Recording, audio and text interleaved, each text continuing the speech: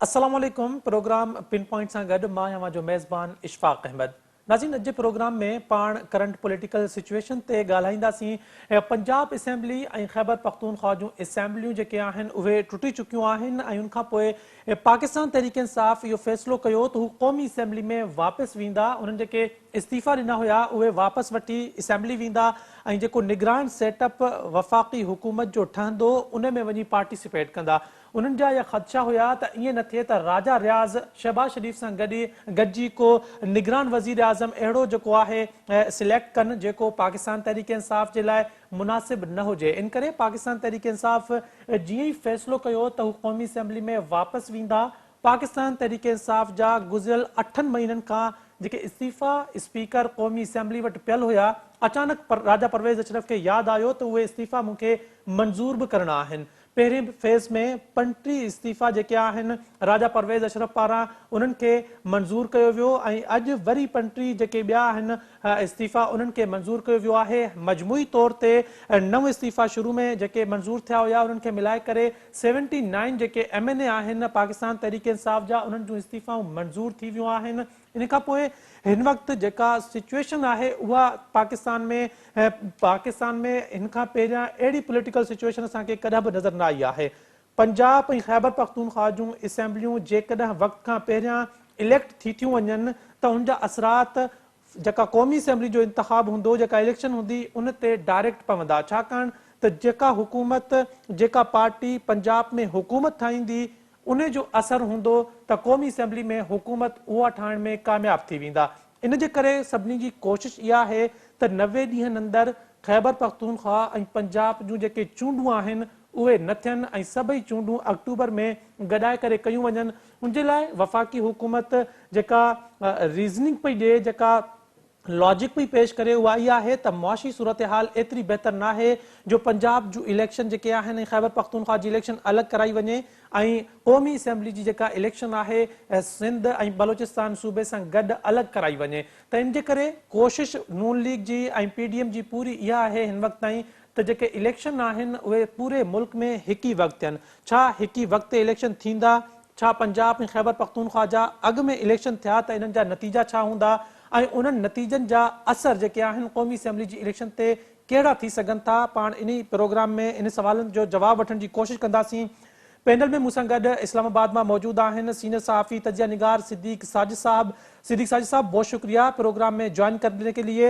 हैदराबाद में इजहार सुमरो साहब सीनियर तजिया निगार असां सां गॾु मौजूद आहिनि। इजहार साहब, अवां जी बि वॾी महिरबानी प्रोग्राम में वक़्तु ॾियण जे लाइ। जाम शोर मां डॉक्टर इनाम भट्टी साहब असां सां गॾु स्काइप ते मौजूद आहिनि। इनाम भट्टी साहब, अवां जी भी बड़ी मेहरबानी। सिद्दीक साजिद साहब, फरमाइएगा कि मैंने जैसे इंट्रो में कहा कि खैबर पख्तूनख्वा और पंजाब असेंबली के इलेक्शन अगर वक्त से पहले हो गए, 90 दिन के अंदर हो गए, तो कौमी असेंबली के नताइज पर ये डायरेक्ट असरअंदाज हो सकते हैं। आप समझते हैं कि जो पार्टी पंजाब में हुकूमत बनाने में कामयाब होगी वो कौमी असेंबली के नताइज पर असरअंदाज होगी और उनका फायदा पंजाब इलेक्शन का, पंजाब हुकूमत का उसे मिलेगा और वो वफाकी हुकूमत बनाने में कामयाब हो जाएगी? बहुत शुक्रिया इशफाक साहब। बिल्कुल ये बात दुरुस्त है, क्योंकि ये बात कही जाती है कि जो पंजाब में कामयाबी हासिल करता है मरकज में ही वो हुकूमत बनाता है। तो लिहाजा पंजाब में अगर इंतखाबात होते हैं, वक्त से पहले हो जाते हैं आम इंतखाबात, जो कि नजर आ रहा है कि 90 दिन में ये हुकूमत जो निगरान सेटअप है वो करवाएगा, और वो निगरान सेटअप भी जो है वो आज रात कल तक जो है वो तश्कील पा जाएगा। निगरान वज़ीर आला का नाम सामने आ जाएगा, क्योंकि पार्लिमानी कमेटी भी अभी जबकि मैं आपसे गुफ्तगू कर रहा हूँ वो भी किसी नतीजे पर नहीं पहुंची और मामला इलेक्शन कमीशन के पास चला गया है। निगरान वज़ीर आला का जो 4 नाम है, अहमद नवाज सुखेरा का, मोहसिन नकवी का, साथ ही साथ आहद चीमा का और अकरम चीमा का, ये चारों नाम अब इलेक्शन कमीशन के पास चले गए हैं और election commission with in 2 days फैसला करेगा, यानी कि उन्होंने परसों तक इसके ऊपर फैसला कर देना है, एतवार तक। तो वहां पे इंतखाबात जो है अगर ये 90 दिन में हो जाते हैं, जो भी रिजल्ट आया, जो भी पार्टी जीतेगी, तो इसका असर बिल्कुल पड़ेगा, मरकज में पड़ेगा, चाहे वो नून लीग जीते, तहरीक इंसाफ जीते, जो भी जमात होगी। फिर वहां पे मरकज में जब इंतखाब होंगे तो लोगों का यही जो वोटर्स का होता है कि फिर वो देखते हैं कि जी पंजाब में कौन सी जमात बरसर इक़्तिदार है, उसी को वो सामने रखते हुए वोट करते हैं। इसी तरह आप खैबर पख्तूनख्वा तो ज़ाहिर है छोटा सूबा है पंजाब के मुकाबले में, वहां पर भी निगरान setup with in 4 to 5 days वो भी आ जाएगा। तो ये आगे पीछे ही इंतखाब होगा। हो सकता है कि इलेक्शन कमीशन जो है वो पंजाब में और खैबर पख्तूनख्वा में एक ही दिन जो है वो पोलिंग जो है वो करवाए, तो उसका वक्त दिया जाए। तो ये चीजें होंगी और ये इम्पैक्ट इसका बिल्कुल जो है वो मरकजी सतह पे ऊपर होगा। ये तो इसका सिद्दीक साजिद साहब, अगर खैबर पख्तूनख्वा और पंजाब असेंबली के इलेक्शन 90 दिन के अंदर ना हुए तो मोस्ट लाइकली क्या रीजन हो सकता है इलेक्शन 90 दिन के अंदर ना होने के? मैं इसी तरफ जो जा रहा था, क्योंकि ये बातें करना शुरू कर दी गई हैं और ये कहा जा रहा है कि निगरान सेटअप तवील हो सकता है और निगरान सेटअप इन चीजों को अगले 4 महीने तक भी एक्सटेंड कर सकता है, ताकि फिर कौमी असम्बली और सूबों के इंतखाबात एक ही दिन हो। तो इसके लिए भी जवाब ढूंढा जाएगा। कोई कहते हैं जी आइन में इसका हल मौजूद है, कोई कहते हैं नहीं आइन में इसकी इजाजत नहीं है। लेकिन आपको पता है कि ये जो कानूनी और आइनी माहिरीन होते हैं कि कोई ना कोई आइन की एक ऐसी शिक निकाल लेते हैं जिसकी वजह से इसको वो कहते हैं जी 6 माह से लेकर 1 साल तक एक्सटेंड किया जा सकता है। इसके बारे में गुज़श्ता दिनों राणा सनाउल्लाह ने भी इशारा दिया कि उन्होंने कहा था कि जी हो सकता है कि निगरान सेटअप जो है वो तवील हो और निगरान सेटअप इलेक्शन 90 दिन में ना करवाए, इसको जो है वो आगे ले जाए। तो ये चीजें भी चल रही हैं। यहाँ पे आपको पता है अदालतें भी मौजूद हैं, यहाँ पे जो है वो फिर गवर्नर साहब भी अभी मौजूद हैं। तो गवर्नर वफाक का नुमाइंदा होता है, किसको इस्तेमाल करते हैं, कोई पिटीशन दायर कर दे तो अदालत में चला जाए। तो ये सारे पाकिस्तान में कोई भी काम जो है वो अनहोनी नहीं है, बल्कि कोई भी काम जो है वो उसका ये रास्ता खुद निकाल लेते हैं सियासतदान। कोई ना कोई शरीफुद्दीन पीरजादा, हफीजुद्दीन पीरजादा हर जगह पे हर वक्त जो है वो मौजूद होते हैं। लेकिन अगर हम आइन और कानून के मुताबिक चलें तो फिर इशफाक साहब सीधी सी बात है 90 दिन में आपको इलेक्शन करवाने हैं। उसका 90 दिन का वो जो पीरियड है वो वस्त अप्रैल में पूरा होना है। ये अभी बहाना बनाएंगे जी रमजान आ गया है, रमजान की वजह से या तो पहले कराएं या रमजान के बाद करवा लें, फिर कहेंगे जी गर्मी आ गई है, फिर कहेंगे जी बड़ी ईद आ गई है। ये कोई बहाने होंगे। लेकिन जिस तरह मैंने बोला कि अगर पक्का ठक्का बिल्कुल आइन और कानून के मुताबिक चलें तो फिर विद इन 90 डेज। लेकिन अगर आपने बीच में से कुछ रास्ते निकालने हैं, लेकिन क्योंकि इस चीज को मत भूलिए कि मरकज में पीडीएम की हुकूमत बैठी हुई है, तो वो फिर ये भी अच्छा हाँ ये चीज भी अब देखनी पड़ेगी कि निगरान वजीर आला कौन आता है। उसको भी देखना पड़ेगा कि आया वो निगरान वजीर आला 90 दिन में इलेक्शन करवाना चाहता है या फिर जो है वो अगले इसको एक्सटेंड करना चाहता है। तो वो भी देखेंगे कि कौन सी जमात का उम्मीदवार जो है वो निगरान वजीर आला बनता है। तो ये तमाम तर जो चीजें हैं इसको हम नजरअंदाज नहीं कर सकते। ठीक है इज़हार साहब, सिद्दीक साजिद साहब जेके ॻाल्हियूं कयूं अवां उन सां केतिरो इत्तेफ़ाक़ था कयो त पंजाब ऐं खैबर पख्तूनख्वा जा जेके इलेक्शन नतीजा हूंदा उहे वफ़ाक़ में हुकूमत ठाहिण जे लाइ असरअंदाज थींदा। इन में इहो बि ऐड कयो त पंजाब ऐं KPK में जॾहिं इलेक्शन थींदी त उन वक़्तु PDM जी हुकूमत हूंदी वफ़ाक़ में। अवां सम्झो था त वफ़ाक़ वारी हुकूमत जेका आहे उहा पंजाब ऐं खैबर पख्तूनख्वा जे इलेक्शन ते बि असरअंदाज थी सघे थी।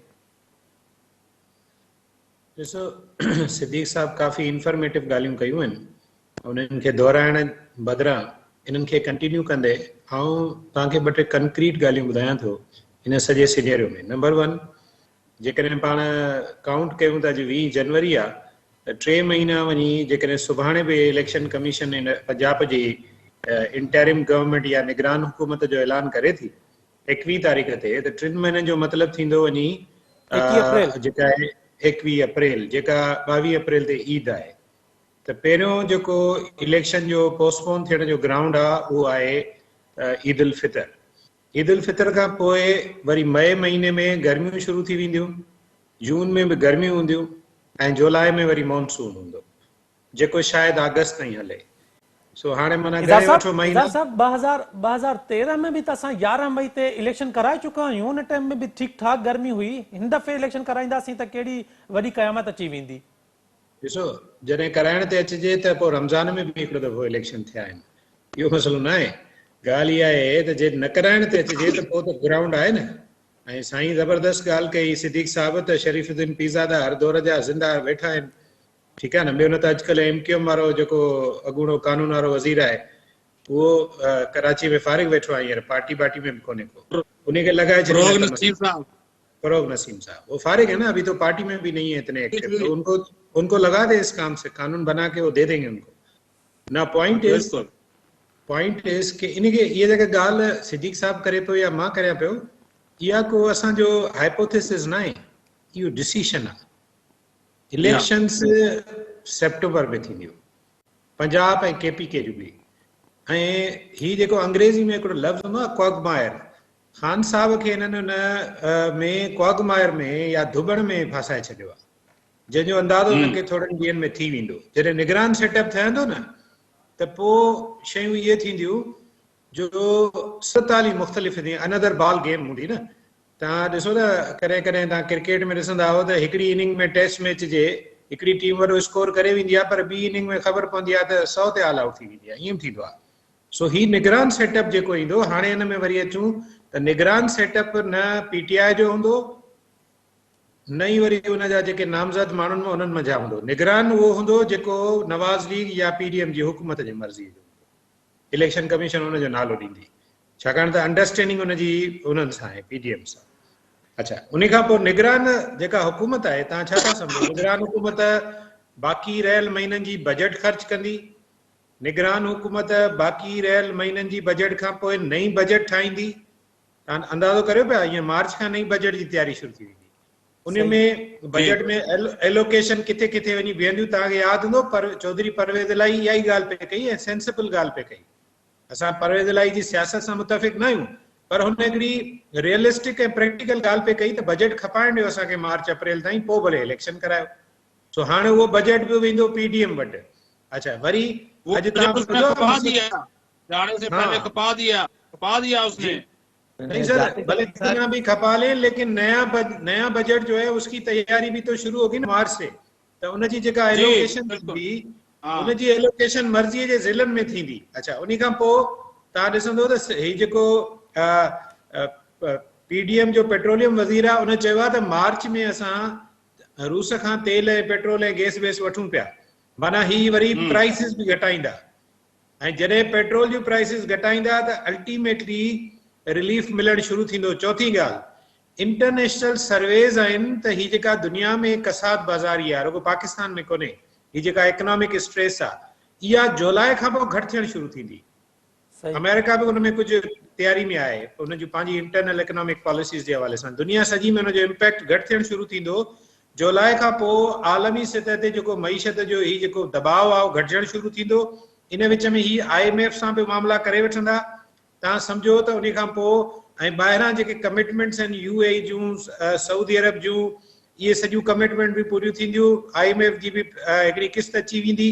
इकोनॉमिकली बि ही काफ़ी स्टेबल थी चुका हूंदा। वरी अचो नैरेटिव। अवां जी सॼी ॻाल्हि मां मूं इहो एनालाइज़ कयो आहे, तव्हां सम्झो था त PDM जेका आहे ईंदड़ ॾींहंनि में एतिरी मज़बूत थी वेंदी जो अवाम इमरान ख़ान खे विसारे वेहंदा, इमरान ख़ान खे केरु वोट न ॾींदो। त अव्हां खे लॻे थो त PDM जेका आहे उहा ईंदड़ ॾींहंनि में तमामु घणी कामयाबु थियण वारी आहे। इनाम भट्टी साहब खे मां शामिल करे वठां। इनाम साहब, हिकिड़ो जुमिलो चवंदुसि तव्हांजी इजाज़त सां, त सियासत में ईअं न थींदो आहे। परवेज़ मुशर्रफ काफ लीग ठाही हुई न, उहा अॼु बि रेलेवेंट आहे पाकिस्तान में। जी इनाम साहब, इज़हार साहब अॼु जेका ॻाल्हि कई आहे उन मां मूंखे ईअं थो लॻे त राणा सनाउल्लाह लंडन में जेका ॻाल्हि कई आहे त असांजो ईंदड़ वज़ीर आज़म नवाज़ शरीफ़ आहे। मूंखे लॻे थो त इज़हार साहब जो जेको तजियो ॿुधी मूंखे ईअं लॻो आहे त ईंदड़ इलेक्शन में नून लीग कामयाबु थी वेंदी ऐं नवाज़ शरीफ़ वरी वज़ीर आज़म थींदो। अव्हां पॉलिटिकल सिचुएशन खे ईंदड़ ॾींहंनि में कीअं पिया था ॾिसो? महिरबानी अशफाक, मूंखे सीनारियो कुझु अञा वधीक ख़तरनाक पियो लॻे। ऐं जीअं तव्हां सूबाई असेंबलियुनि जे इलेक्शन जी ॻाल्हि था कयो त उहे डिघे मुदे ताईं थींदी नज़र नथियूं अचनि, त मूंखे त मजमूई तौर ते पाकिस्तान जे अंदरि डिघे मुदे ताईं कुझु ॿियो नज़र थो अचे। छाकाणि त जेका मईशत जी सूरत हाल आहे, सऊदी अरेबिया कल्ह हिकिड़ो ऐलान कयो आहे उनजे फाइनेंस मिनिस्टर त जेके बि हू कर्ज़ ॾींदा या डिपॉज़िट्स जेके आहिनि कंहिं वटि बि रखंदा पंहिंजे दोस्त मुल्क वटि, उहे ईअं बिना कंडीशन्स न हूंदा, उन्हनि जूं हिकिड़ियूं कंडीशन्स हूंदियूं। हाणे उहे कंडीशन्स खां पोइ पाकिस्तान इलाही परेशान आहे। पाकिस्तान जी वरी उमेद आहे त उहो जेके अॻु जा उन्हनि सां डायलॉग थियल आहिनि उन्हनि ते असरअंदाज़ न थींदो, पर हाणे ॾिसजे त उहे छा था थियनि। पर दुनिया सॼी जे अंदरि हींअर सभई जेके मुल्क जेके कर्ज़ ॾींदा आहिनि या इवन जेकॾहिं के मुल्क ॿियनि मुल्कनि में इन्वेस्टमेंट कनि था, उन्हनि हाणे मशरूत करे छॾियो आहे त जिन मुल्कनि जी मईशत सुधरे नथी, उन्हनि मुल्कनि जे अंदरि हिकिड़ियूं तमामु वॾियूं तब्दीलियूं अचणु घुरिजनि।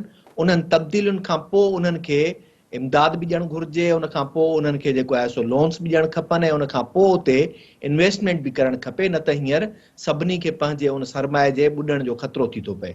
त इन खे वठी था हलूं हुन पासे। त हाणे जेकॾहिं सूबाई असेंबलियूं ॿई वञनि थियूं ऐं KPK जे वञण खां पोइ ऐं पंजाब जे वञण खां पोइ जेकॾहिं ज़मीनी चूंडूं 3 महीननि जे अंदरि थियनि थियूं त यकीनी तौर ते उन जा नतीजा कुझु मुख़्तलिफ़ हूंदा, पर जेकॾहिं उहो डिघे मुदे ताईं वञनि थियूं त पोइ उन जा नतीजा के ॿिया हूंदा। जॾहिं त हींअर जेका मौजूदा सूरत हाल आहे उन में जिन धुरियुनि इहो तइ करे वरितो आहे त इमरान ख़ान जे लाइ फ़िलहाल रस्ता बंदि आहिनि, त जेसीं तोणी उहे रस्ता खुलनि नथा तेसीं मूंखे नज़र नथो अचे त को पाकिस्तान जे अंदरि तकड़ियूं इलेक्शन्स थींदियूं। ऐं उन जे न थियण जो हिकिड़ो वॾो सबबु जेको आहे, जेको हुन जो अञा ताईं इमरान ख़ान जो जेको बयानियो विकामजे थो, जंहिं ते अञा ताईं थोरो उहो पंजाब जे अंदरि माहौल वधीक गरम थियो पियो आहे, उहो जेतिरे ताईं डाइवर्ट नथो थिए, बिल्कुलु ईअं ई जीअं इमरान ख़ान जी हुकूमत जे दौरान उहो साॻियो बयानियो नवाज़ शरीफ़ जो उते हलियो पए ऐं उते पब्लिक जो जेको आहे घणो तणो जेको आहे रेस्पॉन्स उन तरफ़ हुयो, ऐं उहो तव्हां ॾिठो त हिकिड़े ई झटके में कीअं डाइवर्ट थी वियो, जो PDM हुकूमत में अची वई ऐं PTI इक़्तिदार खां ॿाहिरि थी वई। त हाणे इहा सूरत हाल कीअं ठाहे सघिजे थी। ऐं ॿियो जेकॾहिं इन खे तव्हां इन सां था ॻंढियो त नवाज़ शरीफ़ ॿीहर वज़ीर आज़म थींदो त उन में मूंखे वरी न ते आहे त पोइ मुश्किल ई लॻे थो त ख़ुदि इहा PDM बरक़रार रही सघे, छाकाणि त पीपल्स पार्टी जी पंहिंजी ख़्वाहिश उहा का ॿी आहे, ऐं जेकॾहिं नून लीग जी ख़्वाहिश इहा हूंदी त उन में अॻिते हली करे ख़ुदि उते ई हिकिड़ा वॾा इख़्तिलाफ़ पैदा थी वेंदा।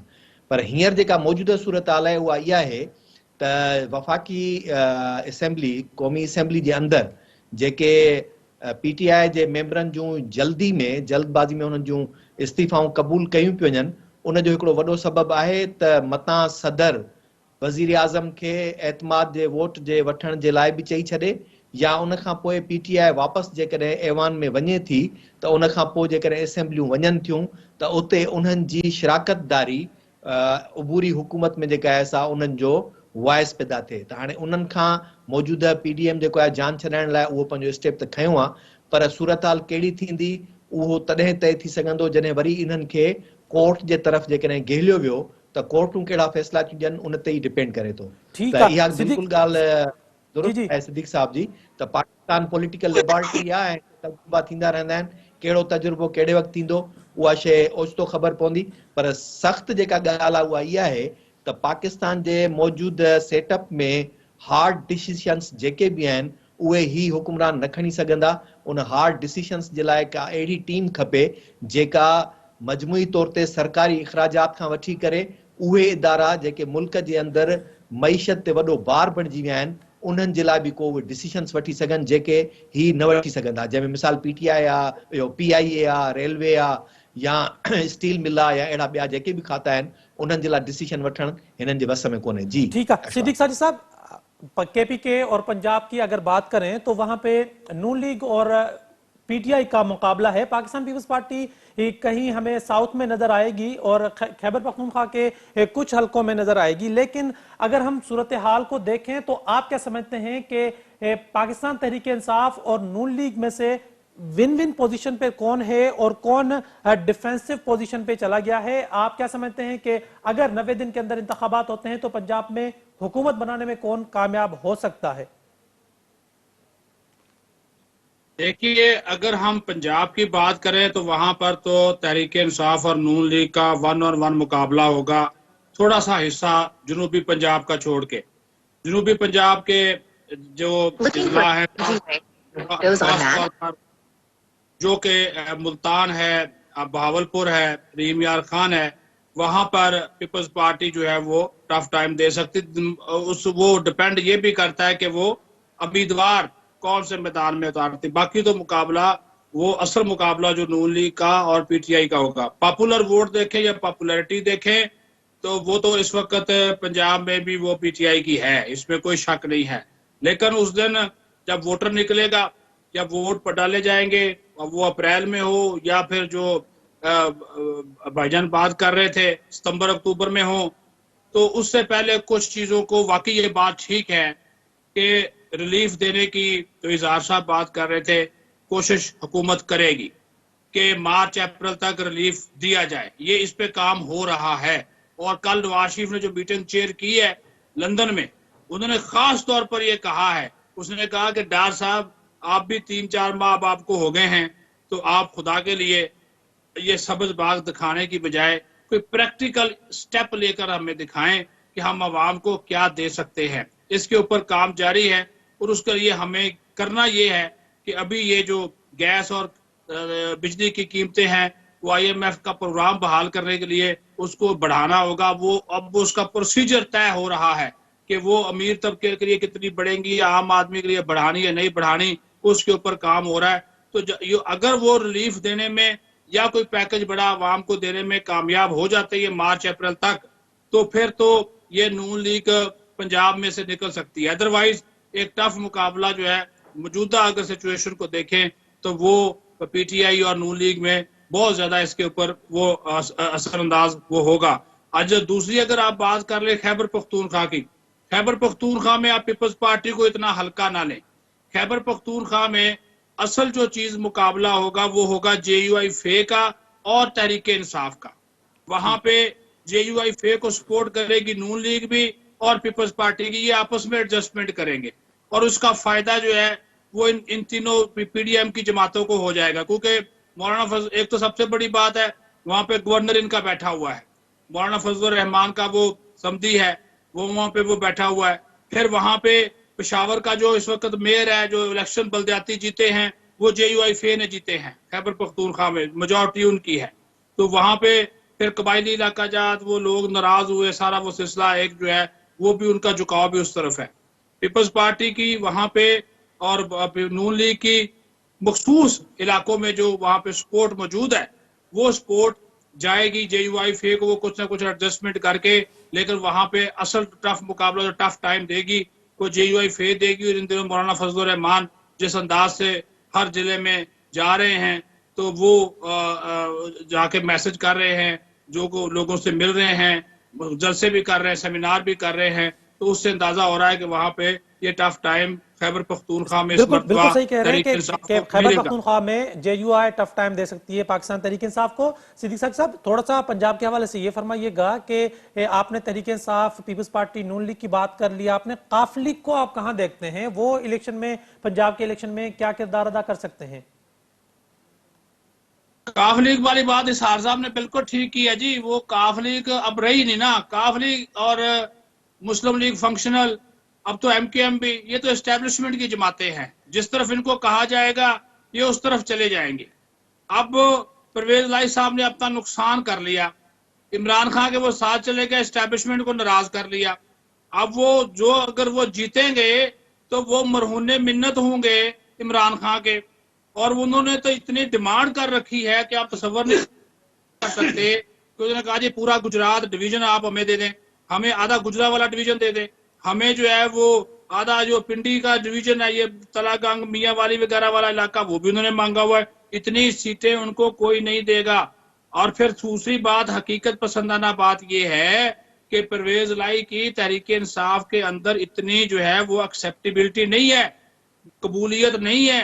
इमरान खान चाहता है कि वो आ जाए, लेकिन वो ये चाहते हैं कि जनाब ये सदर ना बन जाएगा, ये आकर तहरीक इंसाफ का या पंजाब का सदर ना बन जाए, वो उसको दूर ही रखेंगे। और आपको पता है इमरान खान इस मामले में इंतहाई बेदीद आदमी साबित हुए हैं। तो जिस दिन उनको नहीं पसंद आएंगे, वे एक आधा बयान देंगे, उसके बाद फिर परवेज लाई साहब आपको कहीं नजर भी नहीं आएंगे। हाँ, चौधरी शुजात का जो ग्रुप है जो इस वक्त मरकजी हुकूमत के साथ है, और वो उनकी एस्टेब्लिशमेंट के साथ भी दुआसलाम ठीक है, PDM के साथ भी वो ठीक है, उनके साथ ये जो नून लीग भी एडजस्टमेंट करेगी, उनके साथ PDM वाले भी एडजस्टमेंट करेंगे, उनको कुछ ना कुछ हिस्सा मिल सकता है। लेकिन दूसरी तरफ जो चीजें हैं वो उस तरह की चीजें वो परवेज लाई को मिलना, काफ लीग को पंजाब में वो उनको जो कुछ भी मिलेगा वो तहरीक इंसाफ के मरूने मिन्नत होगा, अब वो किसी और के मरूने मिन्नत नहीं होगा। इजहार साहब, राजा परवेज अशरफ वट इस्तीफा तकरीबन 7-8 महीना पियल होया पाकिस्तान तहरीक इंसाफ जे मेंबरन जा, ही अचानक राजा परवेज़ अशरफ के को इल्हाम थियो जो उन पंटीह इस्तीफ़ा पहिरियां मंज़ूर कया, पंटीह वरी बाद में कया। अव्हांखे छा थो लॻे त PDM जी हुकूमत हिन वक़्तु बि पाकिस्तान तहरीक इंसाफ जे MNA मां एतिरी ख़ौफ़ज़दा आहे जो उन्हनि ऐलान कयो आहे क़ौमी असेंबली में वापसि वञण जो ऐं हिननि इस्तीफ़ा मंज़ूर करे छॾी आहे उन्हनि जी? ॾिसो, इनखे ख़ौफ़ज़दा त नथो चई सघिजे न। सियासत में आर्ट ऑफ अपॉर्चुनिटी जी सियासत जी डेफिनेशन ई आहे, politics is art of opportunity. ठीकु आहे न, हाणे हुननि खे हिकिड़ी अपॉर्चुनिटी आहे, हुननि वटि पियूं इस्तीफ़ाऊं तयारु, सभु कुझु तयारु पियो हुयो, हुननि राइट टाइम ते इस्तेमालु कयो न। तव्हां त हुननि खे क्रेडिट इहो ॾियो त शुरू में हुननि इस्तीफ़ाऊं क़बूल न करे इहो कार्ड पाण वटि रखियो ऐं हाणे जॾहिं टाइम आयो त इस्तेमालु करे छॾियो, पहिरीं ॻाल्हि। ॿी ॻाल्हि इहा आहे त तव्हां ॾिसो त ही ॿई पासा कार्ड्स पिया खेॾजनि न। जेकॾहिं इमरान ख़ान पंहिंजे पार्टी जे सदर खे चई सघे थो त शहबाज शरीफ़ जे ख़िलाफ़ नो कॉन्फिडेंस जे लाइ चवे हुनखे, त पोइ छा नवाज़ लीग छा कंदी? वेठी हूंदी, इंतज़ारु कंदी त सदर हुननि खे लिखे। हिकिड़ी ॻाल्हि। ॿी ॻाल्हि इहा आहे त मां सम्झां थो त इन खां पोइ अॼोके डिसीशन खां पोइ हाणे इमरान ख़ान जो 50 सीटुनि सां क़ौमी असेंबली में वापसि मोटणु मुमकिन आहे। हिकिड़ी त इहा ॻाल्हि आहे जो बिना इहो दरवाज़ो थी वियो क्लोज़। जॾहिं इहो दरवाज़ो क्लोज़ थी वियो त पोइ शहबाज शरीफ़ जी हुकूमत खे हटाइण जो दरवाज़ो बि क्लोज़ थी वियो। नंबर 3, असल में असां शयुनि खे बिल्कुलु सिर्फ़ु सिधो जेको नज़र ईंदो आहे उन पासे न रुॻो ॾिसंदा आहियूं। असांखे ॾिसणु खपे त इहा जेका स्मोक स्क्रीन आहे हिनखे हटाए ॾिसूं त पस मंज़र में छा आहे। शहबाज शरीफ़ जो तव्हांजे ख़्याल में वज़ीर आज़म थियणु को हादसो आहे?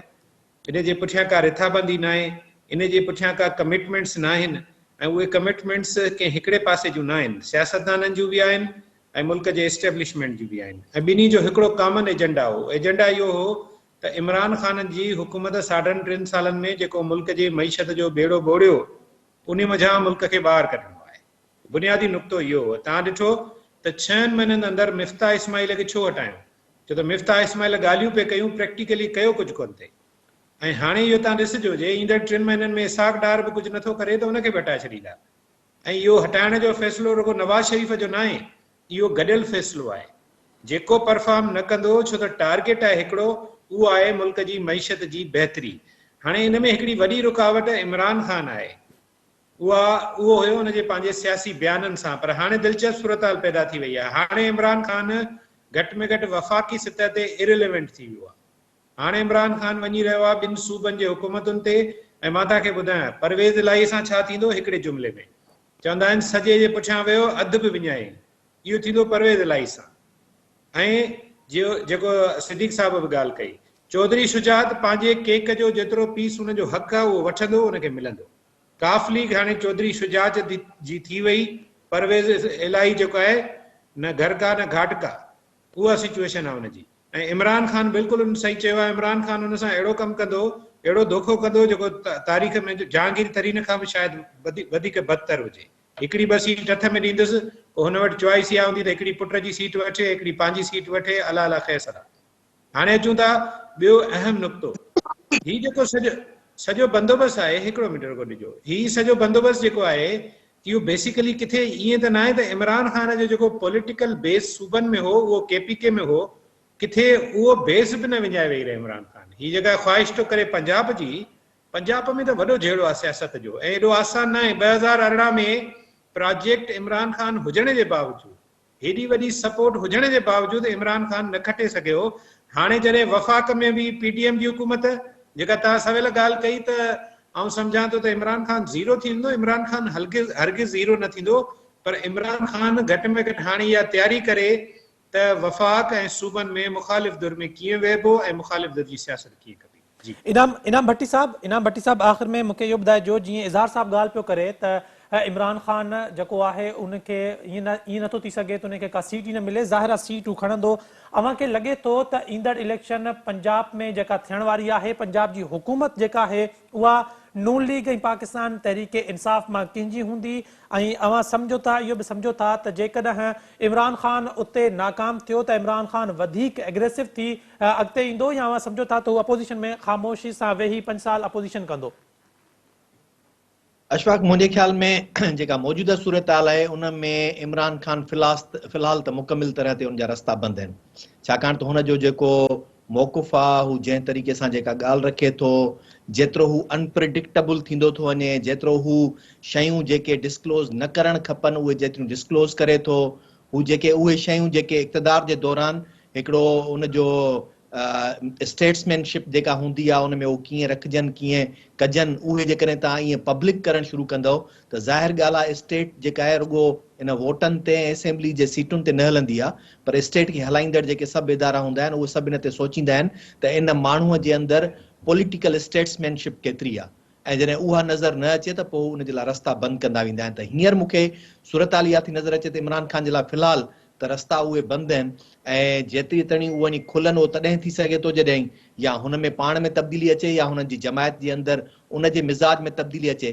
त इन सूरत हाल में नज़र इहो थो अचे त ॿियो कंहिंजे लाइ स्पेस पैदा थींदो, त उन स्पेस पैदा थियण में मूंखे जेका आहे नज़र अचे पई पीपुल्स पार्टी, छाकाणि त पीपुल्स पार्टी जेकॾहिं JUI KPK में उन जी मदद सां पंहिंजे लाइ सीटूं खणी थी वञे त उहे सीटूं प्लस में उते ANP उहा बि पीपुल्स पार्टी इतिहादी बीहंदी, ऐं पंजाब जे अंदरि साउथ पंजाब में जेका सेटअप वञी जुड़ंदो इलेक्शन्स जे ॾींहंनि में, उन में जहांगीर तरीन हुजे या हू पंहिंजो मखदूम अहमद महमूद हुजे, ऐन मुमकिन आहे त उन खां पोइ PTI जे इन वीक पिच ते वञण खां पोइ ॿियूं केतिरियूं ई साउथ पंजाब मां सीटूं जेके आहिनि जेके इलेक्टेबल्स आहिनि उहे शिफ्ट थी काॾे बि वञी सघनि था, उन जो बि बेनिफिट पीपुल्स पार्टी खे मिलंदो।